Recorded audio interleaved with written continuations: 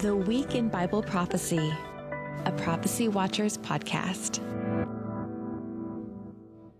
Welcome to the program today, everybody. Mondo Gonzalez here in studio with Jim Barfield. Welcome, Jim. Thank you very much.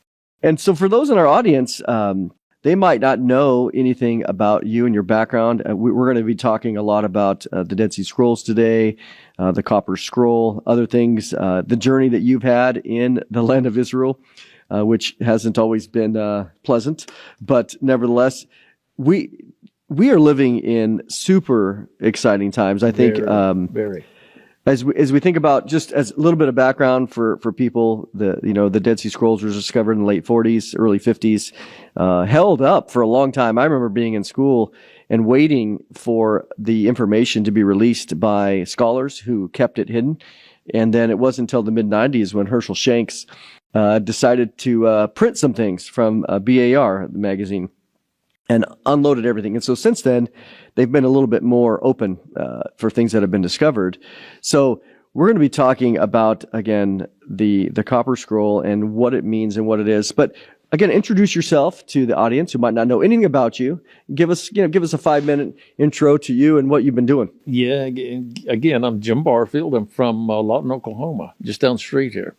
And I love Bible study. Still to this day, I love Bible study. And that's what got me into this. I started studying and I found the Dead Sea Scrolls. I cannot tell you why, but I immediately loved them. And honestly, I can't tell you why, because what I wanted, I had a real hunger for biblical information. All this other stuff is great, but the biblical information is what I wanted. So I started studying the Dead Sea Scrolls. Well, then I went online, and I was on a radio program out of Bethel, Israel, and it was a lady by the name of Tamar Yonah had the program there. But there was another lady who was doing the class. She was doing a class, and she was teaching biblical information from a Hebrew perspective. Loved it. Mm-hmm. So I go in, I signed in Jim Apache. Okay, which is where I'm from, Apache, Oklahoma. I just thought it would be a good name. So I plugged it in, and about 5 minutes into the program, she said, Jim, where are you from? There's about 20 people in there. I said, well, I'm from Apache, Oklahoma. And she laughed. She said, you're kidding me. I said, no. She said, I'm from Elgin, Oklahoma, which is, at best 12 miles apart. Mm-hmm. And now she's teaching out of Bethel, but Bethel, she is doing it by long distance on the. So she said, let's get together. And she didn't tell the truth about where she lived, and I didn't tell the truth either. I was about 8 miles from Apache, and she was about 6 miles from Apache. Close enough, yep. We live 2 miles apart. Oh, wow. Yeah. My son, we do Shabbat. And they would blow the shofar on Friday evenings, and my son-in-law would get right there in the same neighborhood. She said it was driving me crazy. She said I couldn't, because she was Jewish, Orthodox Jew. She said, I kept wondering, who in the world is blowing the shofar around here? She would hear it. Yeah. Oh, yeah. Gosh, my son was about a block from her, and my son-in-law and my daughter were about a block. Yeah, they're loud. I mean, they carry quite far. It was crazy. That's how I got engrossed in the Copper Scroll. I wanted to show, I do biblical chronology as well. I wanted to show the guy's name was Vendel Jones. I remember Vendel. Remember here? Yeah. Mm-hmm. Well, he found out that I wanted to come visit with him. He said, come on. So we go. My son, his wife, my 2 grandchildren, Laurie, we go. And they hosted us for the weekend. And we had a wonderful time. And where were you at? Where'd you go? To Israel?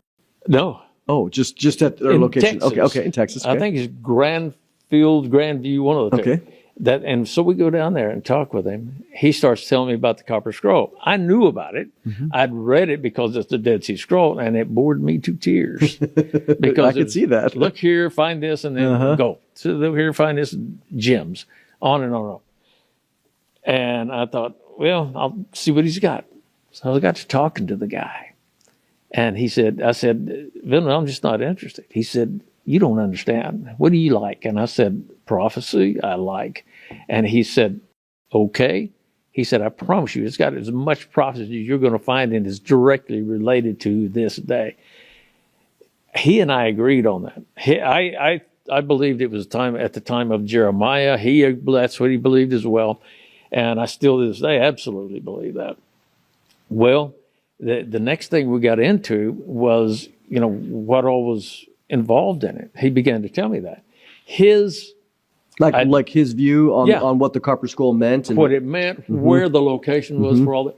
He believed it was almost exactly 1 mile from the ruins of Qumran up north. He thought that was the center of it all. But he still put the location of, the copper scroll obviously is believed to be from the Essenes, so down there in Qumran.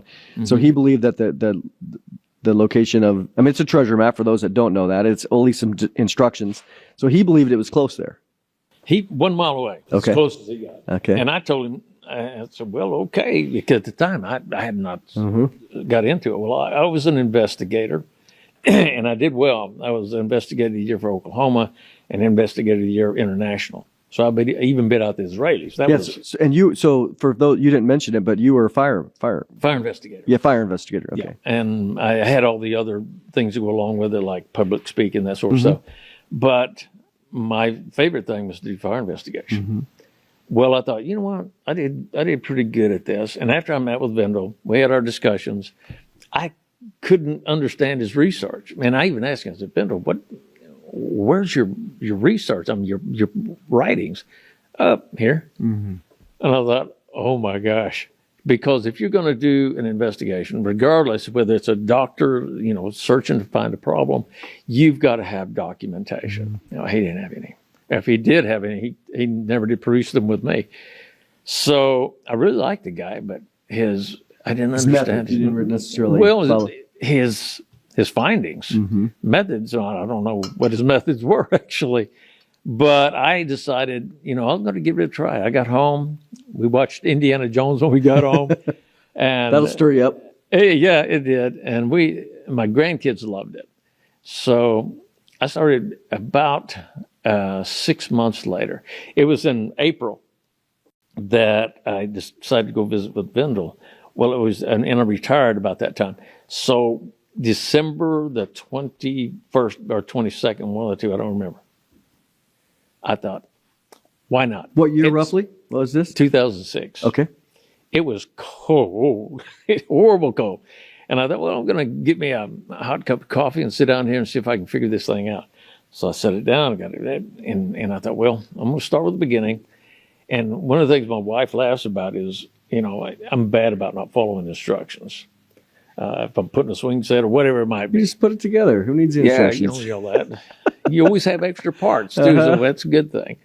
So I started in on that thing, and it said, first line says, under the ruins in the Valley of Achor. I said, okay.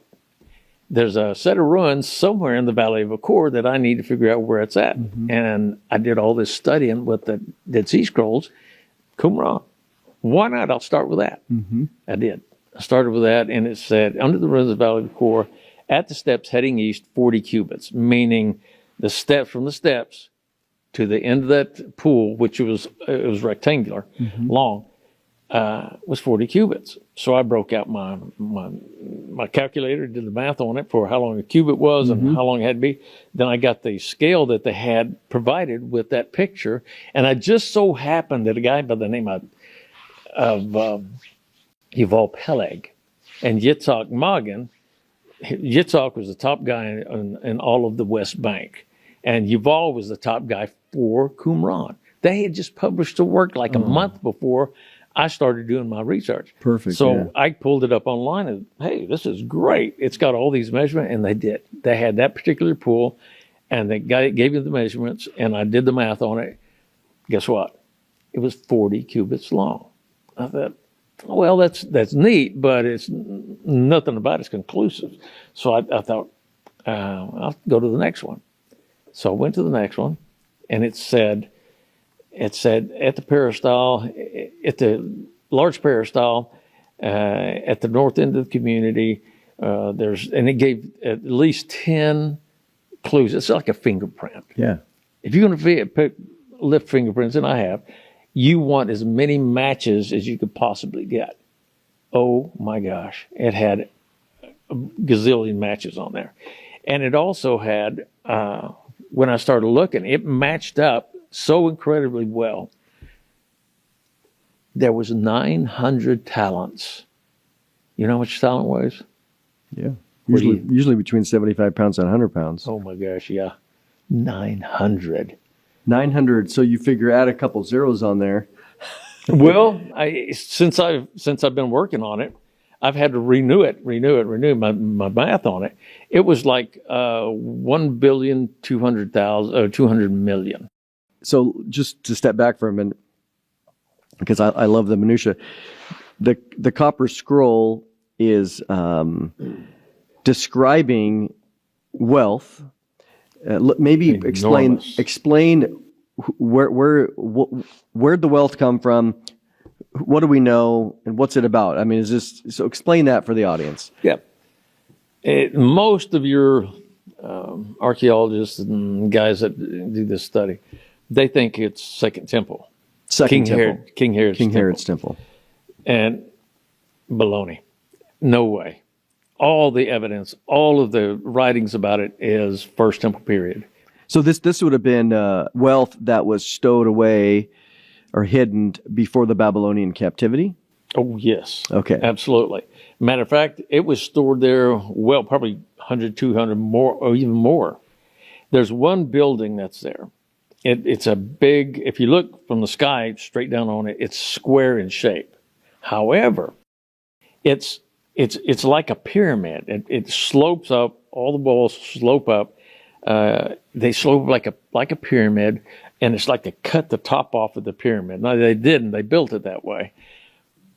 And that is where they stored, the walls on the thing are about 12 feet thick.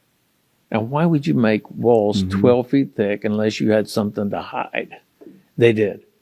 That's where they stored a vast amount of gold, silver, gems, and just all kinds of really precious stuff. They stored it inside of that building. Well, the year that Nebuchadnezzar became king of Babylon, the year he became king of Babylon, I did all the math on this, he apparently attacked Qumran. And one of the first things that he attacked, he didn't attack inside of Jerusalem, he didn't attack anywhere else. It was right there. He almost won the battle. He almost found it. Oh, yeah. Had he won that battle, Israel would have lost everything in that building. And it was an incredible amount of gold, silver, and gems and artifacts. As a matter of fact, if I'm right, there's one particular spot that is a cave. In that cave, it says in 2 Maccabees, 2nd chapter, it says whenever Jeremiah, again, First Temple period, said Jeremiah was traveling to Mount Nebo. He was going thither. Thither means he was en route to. Well, guess what is right en route to Mount Nebo from Jerusalem? From Jerusalem to Mount Nebo, It's just a little bit south. It's not far off the road. Well, you don't go the road. There's a path, and I don't want to get into it just a second, but we will. Is you remember the Azazel goat? Yeah, where they pushed Azazel goat off. I've actually been there. Yeah, to that site. Where was it at? Well, it was in the central Judean hills. I'll explain that later. Okay. But or at least I'll say I've been to a traditional site. The traditional site. Joe Good, the guy that we were talking about earlier before we came on, Joe said, Jimmy, I don't know why they picked that spot. That's why. They said, all you're going to do is make the goat mad by shoving it down there. Oh, yeah. When I saw the site, I was actually like, oh, it's ridiculous. I said, I could run down this thing. It's not like the goat's going to be better than I could. Yeah, no, it wasn't the traditional site I was at. Yeah, I know exactly what you're talking about. Well, we'll talk about that in a minute, but they en route to Mount Nebo, where you pass right by Qumran, because there's a direct shot from Jerusalem, from the main gate, straight down through there, going to the east, and the distance is exactly as it's prescribed for the Azazel goat, exactly. And not only that, but back to your point, you have to pass right by Qumran. That's how we know. That's one of the many, many, many clues as to why Qumran has got to be the place. So we have, just so people can follow along, you have the Copper Scroll, which again has a list of all these treasures that were hidden. First Temple period, and then you have Second Maccabees, which again is not scripture, but it's a historical record that we see. It is a good historical record of Jeremiah, going and taking the wealth, so that Nebuchadnezzar doesn't get it. At least second Maccabees 2 on his way to Mount Nebo. So you have these kind of correlations. So let's go back. So just so people, that's where we're at. So now you're looking at the scroll and you find the first correspondence like, hey, this interesting. It seems to fit. Coincidental, maybe. And then you go on. So keep going. Second one was the gold. And then the third one was the cave I was telling you about. It gives a description, and it tells what's in there. And what's in there, the biggest thing most important thing that at that time that was in there is the breastplate.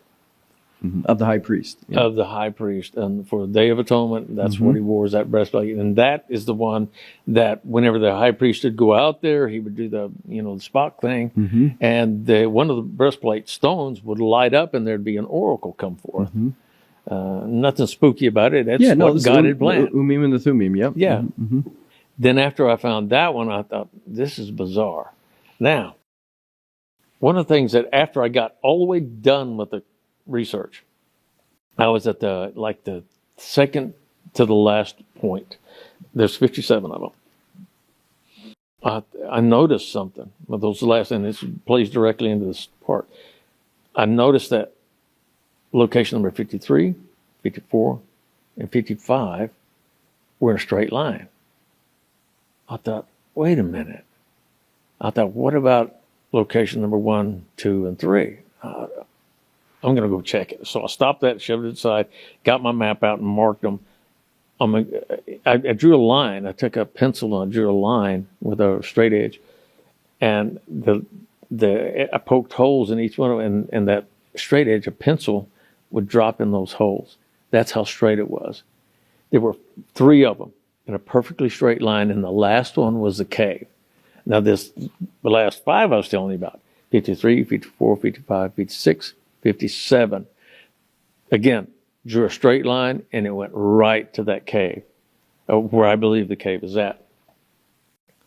And I thought, oh my gosh, these guys were telling whoever figured this copper scroll out, here's how you find it, bud. Just follow the yellow brick road. And that's exactly what I did.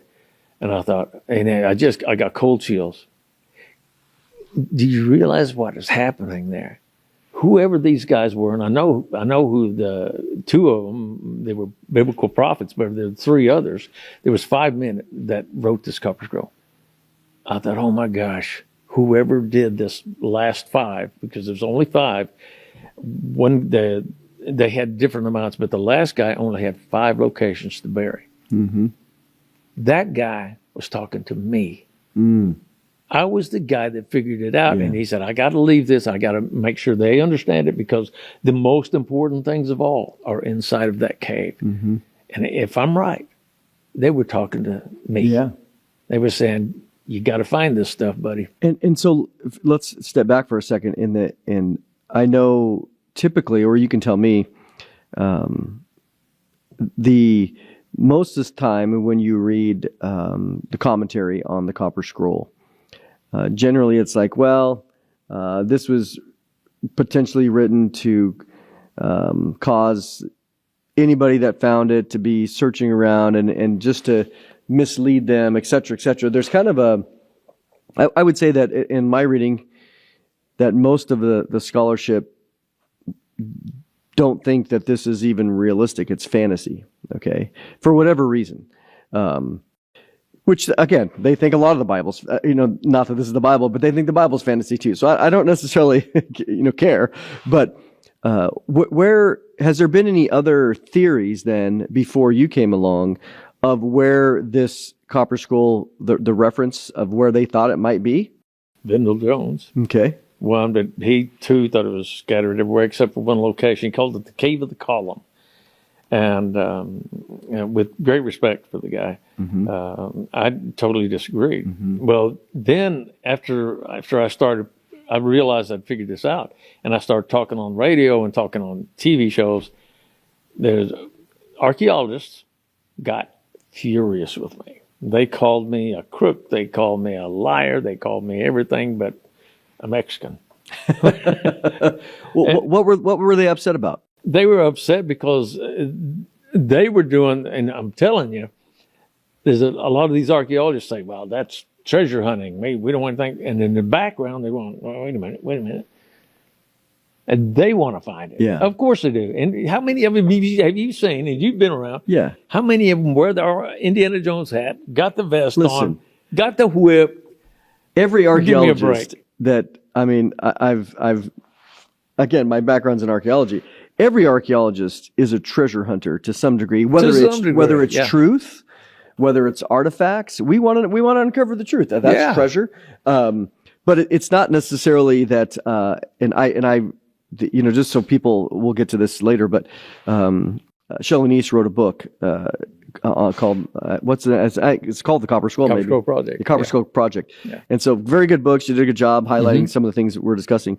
But I remember reading in there that it's easy for these comments to be made, these criticism. Oh, Jim's just a treasure hunter. Well, again, as you just said, everybody's out, but you weren't looking to loot this to put it in your own pocket. You were looking to share this with the world, right? Yeah, exactly. And it's certainly for Israel. So these are just the criticism that people have in order to try to, I think, censor ideas. They tried to shut me down. So talk about that. I think you were the first one to overlay the Copper Scroll information on the site of Qumran itself. Yes. Okay, and to recognize, hey, there's correlation here.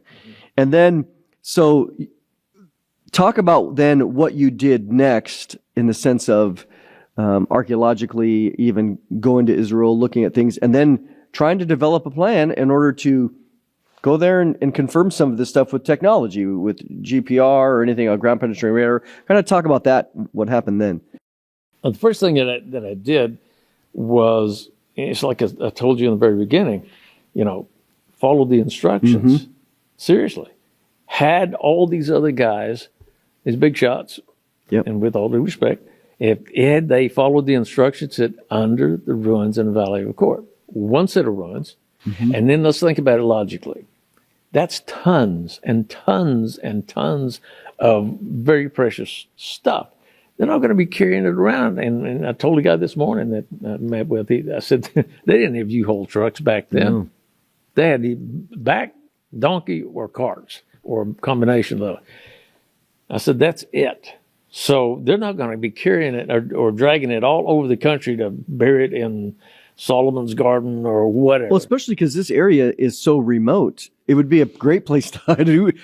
Hardly anybody goes out to the desert anyway, generally.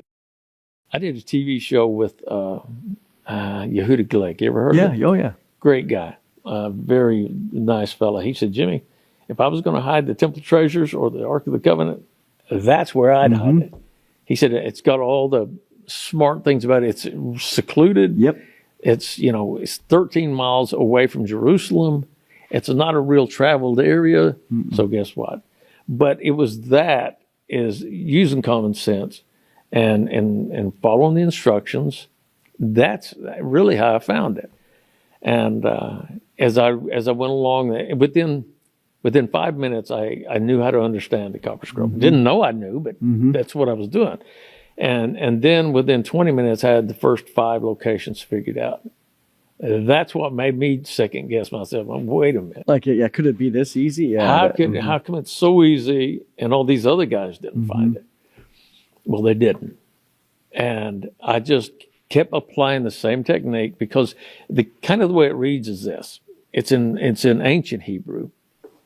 So I broke out a Strong's Concordance. That's what I did on all my Bible studies. I thought, I'll work on here.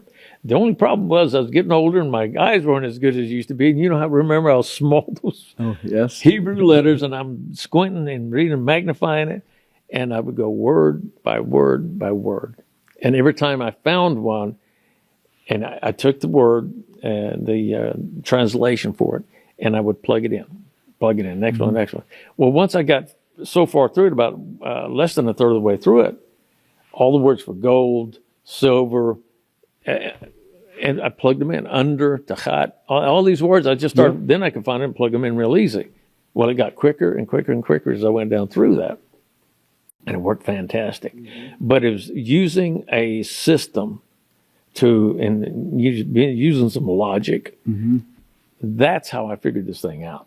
Well, I think also what I've seen is, archaeology is there's data, there's, again, all kinds of material culture you find, but then you get into sometimes your presuppositions. You're like, well, clearly it wouldn't be there, because that's, we've done archaeology there, no one's found anything, and so then you just move on, and you tend to find yourself in a box where you don't entertain. You kind of lose. I've seen it where sometimes people even they'll lose the curiosity or the willingness to, well, let me go back and just check that again. Yeah. And so here you were able to do it, and then so you're figuring all this out, and then you think, I got to do something. So then what do you do?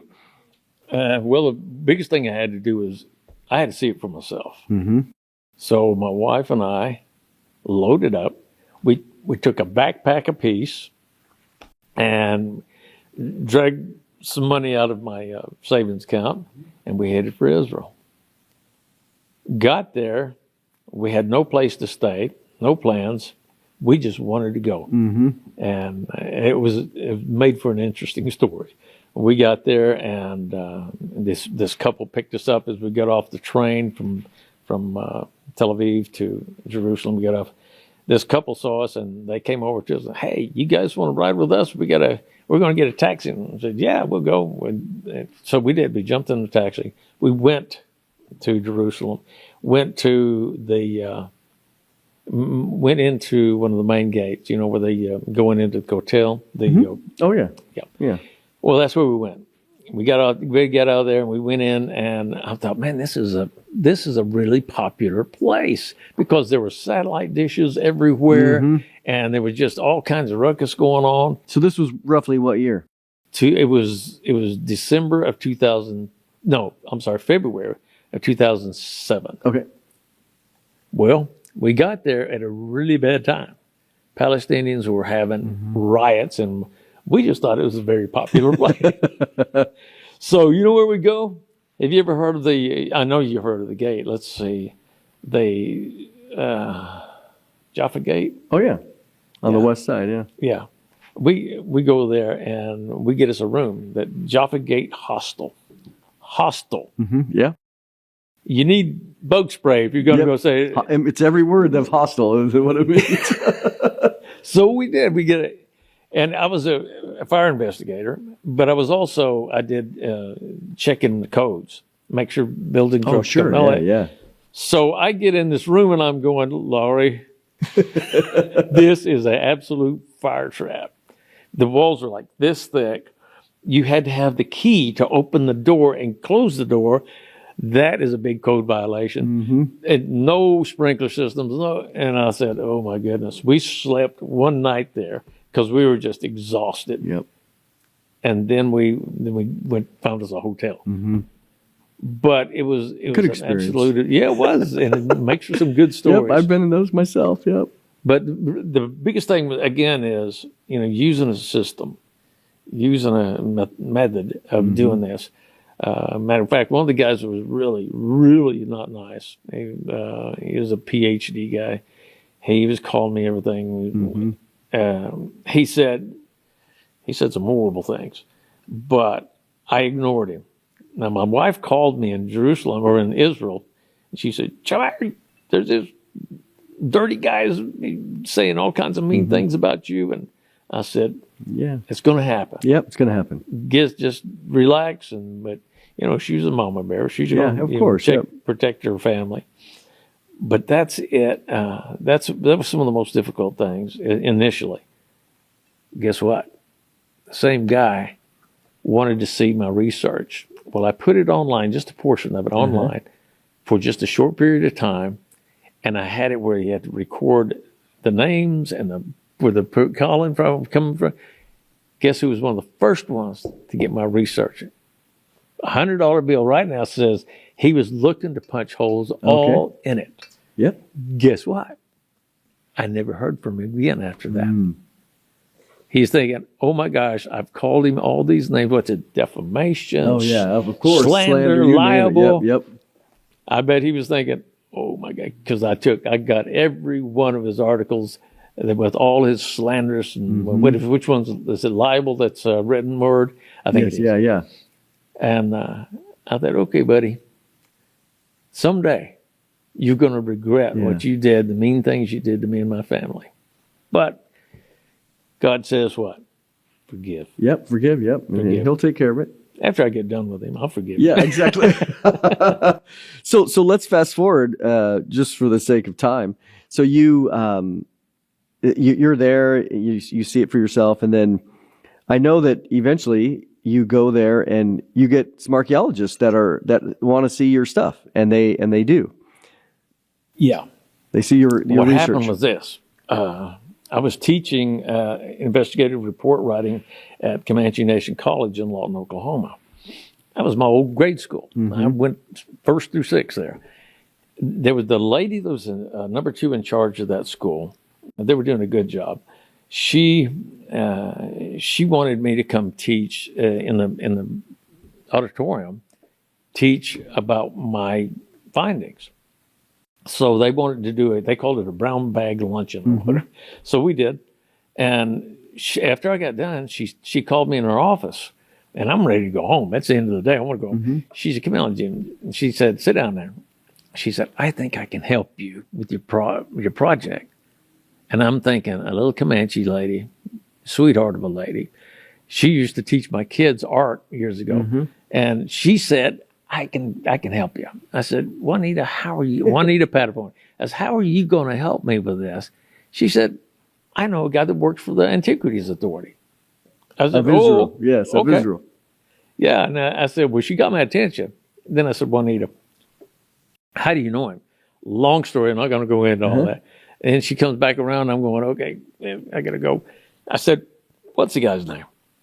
What does he do? I said, is he a janitor? Yeah. Literally, Yeah, asked, yeah. is he a janitor? She said, no, he's the head of the Antiquities Authority of Israel. I said, what? She said, yeah. She said, we hung out together. My husband was sponsored, he was Jewish, sponsored Israelis through the exchange program that they had to learn artillery. Oh, okay. Guess what? The guy that when he retired from the artillery and the Israeli army, He went into archaeology. Yeah, how that happened, I don't know. That's often they'll do their stuff and then go into archaeology. And it's like Oklahoma, good old boy society. Oh yeah. If you know somebody, you know somebody. So she said, that's how I met this guy. We're good friends to this day. We call each other all the time, and it'd been years since they'd seen each other. She called him, called his wife, which was even better. Yep. She called her, his wife, Talma Dorfman. His name is Shuka Dorfman, head of the Antiquities Authority. And she said, Shuka, you need to get this guy and let him sit down and talk to you and explain what he's found. He said, okay, Juanita, yeah. Sure, whatever, for you. And he did. Okay. He picked us up at the Zion Square, just at the bottom of Ben Yehuda Street.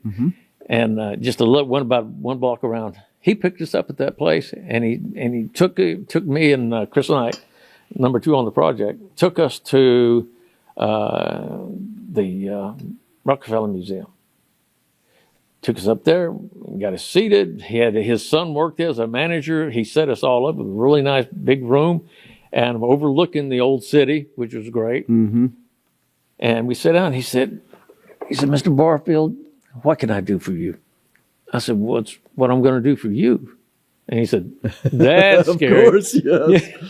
And he said, what are you going to do for me? I said, have you heard of the Copper Scroll? He said, of course I have. Yeah, of course, yeah. And I said, I know how to understand it.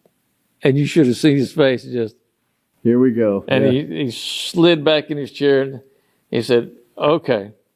And that's after we got to talk. I was in the artillery. He was in the artillery. I went to flying. So that's some connections. That's good. Yeah. Yeah. And he flew fixed wing So we had several things common. So he said, let's see what you got. So I broke out. I got a thick document. I took it out and I opened it up to the disclosure portion of it.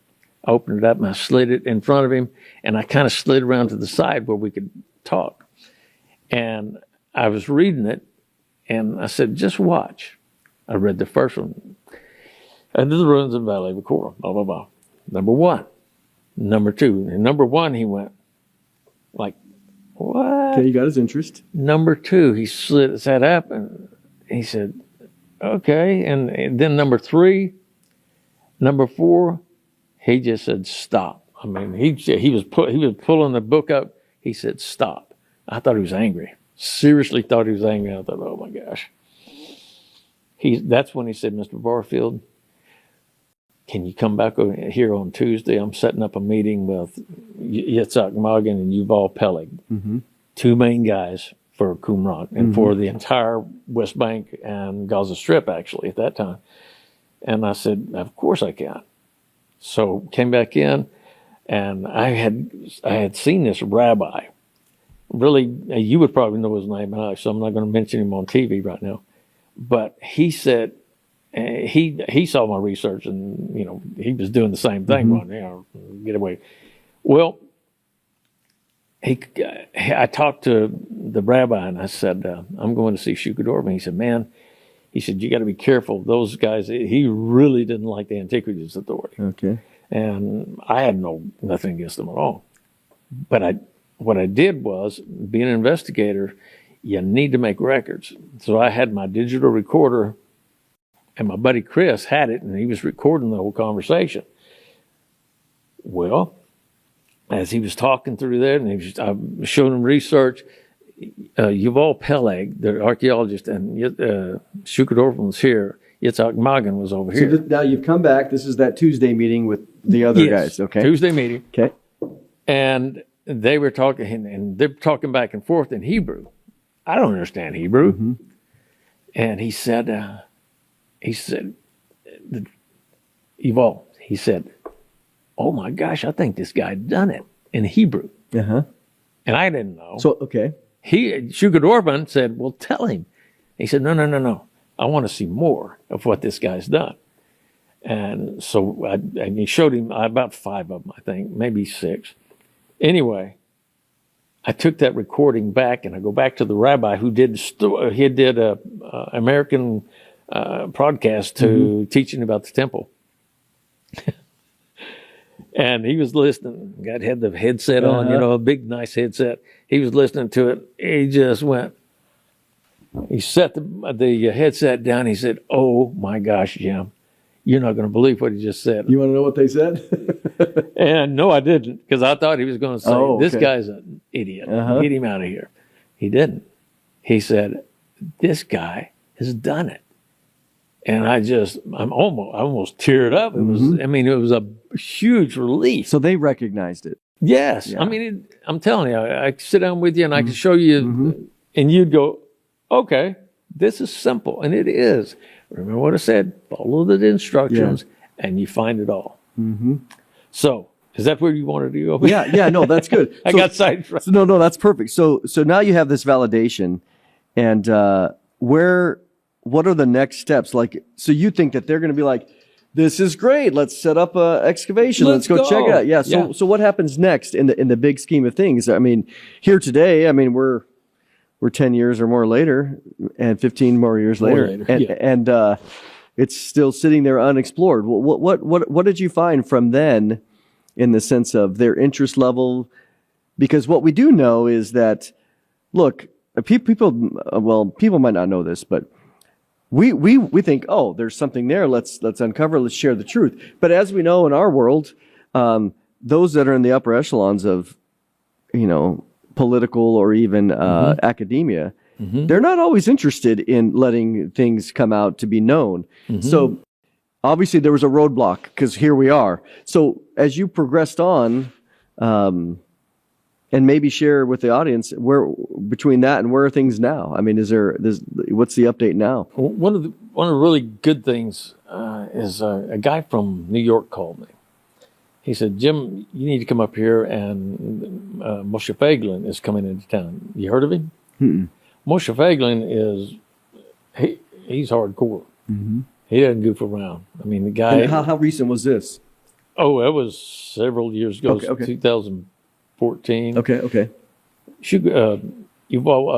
Gosh, I got so many Jews in my head, I can't get them out. He wanted me, Moshe Feiglin wanted me to come back. I showed him my research. Mm-hmm. He was doing some political stuff in New York City because a lot of Jewish people there. He was running for a Knesset seat in Israel. Matter of fact, he had won the seat. He was just getting ready for another go around, and he was the deputy speaker of the Knesset. Okay. He saw my research and he said, "Mr. Barfield, why are you not digging this up?" Yeah. What's the holdup? I said, "Your government won't let me." He got angry. He said, "What?" And I said, "They won't." I said, I need to go and test it. I got a big metal detector. I need to test this to see what's actually there. I don't want to, do any damage to the property unless we know absolutely that there's. It's always good to do technology scans or whatever. We GPR. did. Okay. Well, it wasn't GPR. Okay. GPR doesn't work good in Qumran. Okay. It was a very powerful metal detector. Okay. The head on this thing was 6 feet wide. Oh wow. Okay. 6 feet long. And it worked very well. So anyway, we scanned it. We did 5 scans. One of them turned bad on me. I don't know what I did wrong, but I couldn't scan it. However, he could scan it. He could scan it because he was the deputy speaker of the Knesset. He had diplomatic immunity. He could do his thing. I walked beside him, and he ran the metal detector. He did all the operations to keep it legal. And we scanned 5 locations, and 4 of them came back with massive quantities of hits for non-ferrous metals, which is gold, silver, that sort of thing. That was a big step. And then the next big step was getting back home, and I got, after the first initial dig, the initial dig was in 2009. Yuval Peleg, he liked what he saw. He even volunteered to do the excavation. So, got one dig under my belt before the bad guys and the guys with the PhDs were angry with me. They shut us down. Where was that dig at? Qumran. At the hill. At the hill. Yeah, where the cave would be. How long was that? How long did that last? Well, and we were actually digging at the very first location, which was at the cave. Where I believe the cave's at. And he got a phone call. Yuval Peleg got a phone call from his somebody boss, upper. Yitzhak Magen, I'm sure, called and said, "Shut that down." So like a day, not even a day, 2 days, 3 And days? it was at the end of the day, but yeah. So not even 2 days. And I was guaranteed, I think 5 locations, and we were going to go at the cave, go 6 feet deep, minimum. 2 meters, actually more than 6 feet. And that's what I was promised. That's, after I brought all my crew there, got everything ready, and all the expense, I said, nope, this looks like 6 feet. You know how deep it was? It was that deep. I mean, it would no deeper than this table, because Yuval Peleg could stand up in it, and he was about my height, and he's waist level. I said, there's no way that's 6 feet. Yeah. No, 2 meters. He said, yeah. The Hebrew accent. He was a wonderful guy. Don't get me wrong. But he was getting pressure. He was getting a lot of pressure. So we had to stop. And that's when all the hard times. That first dig was a breeze. What year was that roughly? It was April 2006. Oh. No, 2007. Yeah. I've been working on this now for 18 years. Just December was 18 years. And so that way back then, that was the only time that you really had to shovel in the ground. Yes. Roughly. I mean, and then that they shut it down. And so even the later conversations, so here we are. And again, how did the interest they shut it down? You don't know why. And then has there been any latest desires? I mean, what's happening right now? Yeah. And I'm under non-disclosure. Okay. Oh, fair enough. Yeah. Yeah, I'm under non-disclosure. But I need somebody that won't chicken out on me. I'm telling you, here's what I'd like to do. Yeah. what I'd like to do is, I've been to Washington, D.C. lately. Whenever they had at the Bible Museum in Washington, D.C., I went there to attend it. That was pretty impressive to see all these politicians truthfully praying for our nation. That was encouraging. So I would like to make contact with Donald J. Trump. Yeah.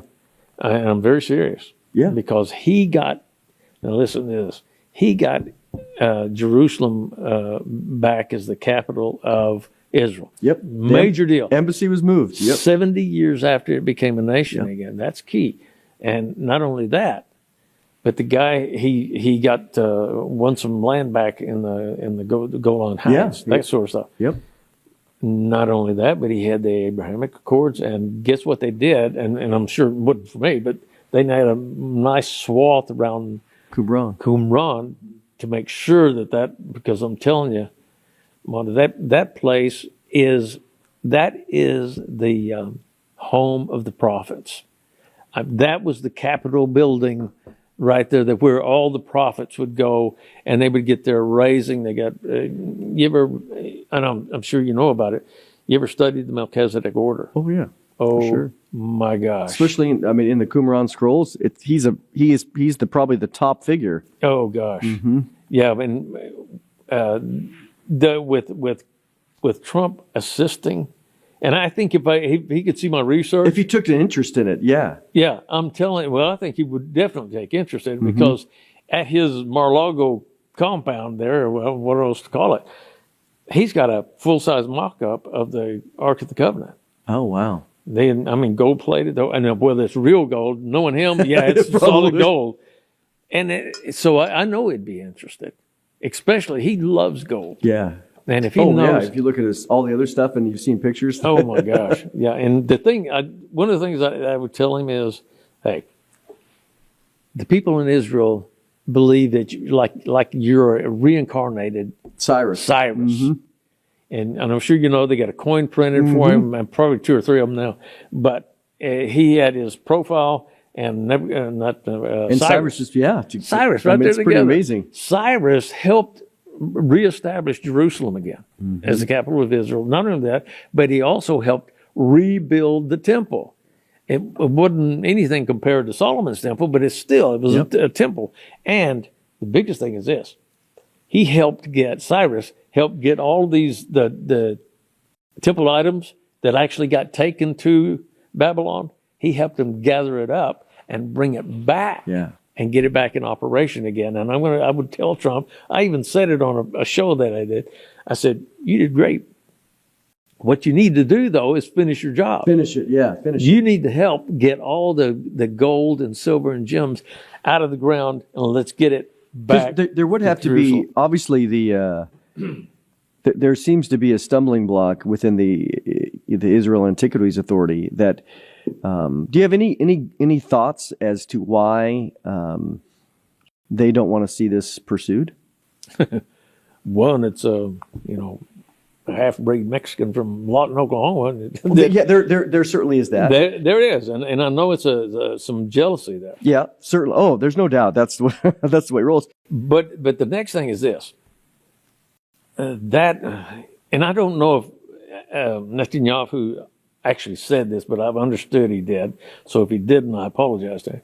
But they said, I was told that Netanyahu said the Temple Mount is an atomic bomb. The Ark of the Covenant is the button. So once that thing gets back into the hands of the Israelis, they're terrified. Well, one of the things that Trump's doing right now is he's cleaning the house over there. Well, he's not doing it, but he's helping clean house in the Gaza Strip. Yeah, for sure. Yeah. And he's also getting Houthis under control. And all their attacks are doing the naval ships and that sort of thing. There's going to be a few months of cleaning because I think the other thing that is volatile is this particular area of Qumran down by the Dead Sea is, it's considered Palestinian, at least to some degree. And so I can imagine they would need to have a little bit more sovereignty over that, because if something big was to come out of there, it wouldn't be surprising that the Palestinians would try to lay claim to it. Of course they would. Hmm. So it would make sense that there would need to be some initial, maybe even annexation of some degree, like a full annexation, Yep. rather than it being, Yes. the Palestinian area. Yeah. Because over there, A, B, C, they have 3 different areas. People might not know this, but Arab, and others, different levels of sovereignty and control, security. Yeah, and that was my next step to tell you the reasons why they won't or haven't to this point.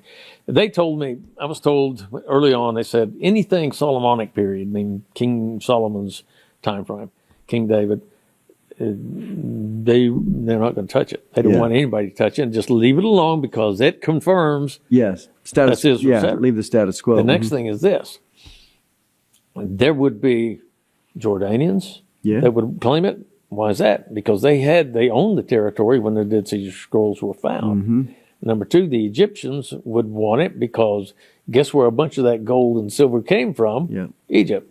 Yep. Too bad. That was payback for all the years you held Exactly. enslaved. Yeah. And reparations. So, and there's others, other countries, there's other large organizations that want it. Yeah. So there would need to be, again, strong leadership.